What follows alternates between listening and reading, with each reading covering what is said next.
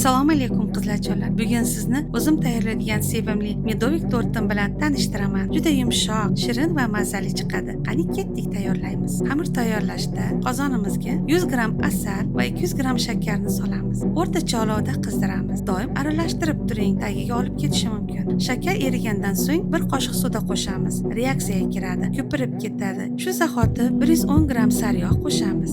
Yog' erigandan keyin 3 dona tuxumni отдельно solib chiqamiz. Tez-tez aralashtirishimiz kerak. Undan keyin esa 600 gram unni asta-sekin solib, yumshoq xamir holatiga keltiramiz. Xamirni 200 gramdan bo'lib, dam olishga 10 daqiqaga qoldiramiz. Pergament ustiga un sepib, xamirni yupqa yoyib olamiz. Menda 28 sm diametrida. Vilkani urib chiqamiz. 400 Fahrenheit menda, sizlarda esa 200 gradusda 5-7 daqiqa hamma ko'rishlarni ketma-ketlikda pishirib olamiz. Endi esa kremini tayyorlaymiz. Krem uchun 945 gram slivka ishlataman, 40%lik, 226 gram Philadelphia siri, 396 gram qo'yiltirilgan sutni yumshoq va paxtadek, momiqdek krem holatiga keltirib olamiz. Endi esa tortni yig'ib olamiz. Pergament ustiga go'shtni qo'yib, krem surtamiz. Shu holatda krem go'sht qilib tortlarimizni yig'ib olamiz. Tort tayyor bo'lgandan keyin ustiga go'shtdan qilingan quruq kroshkani sepib chiqamiz. Agar xohlasangiz, keyingi videoda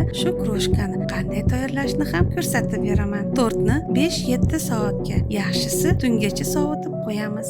Mana tortimiz tayyor bo'ldi. Juda yumshoq, shirin va kremi ko'pgina bo'lib tayyor bo'ldi. Ko'rib turibsiz, o'zingiz a'lo darajada tayyor bo'lgan. Rahmat sizlarga men bilan birga bo'lganingiz uchun. Keyingi videolarda ko'rishguncha salomat bo'ling.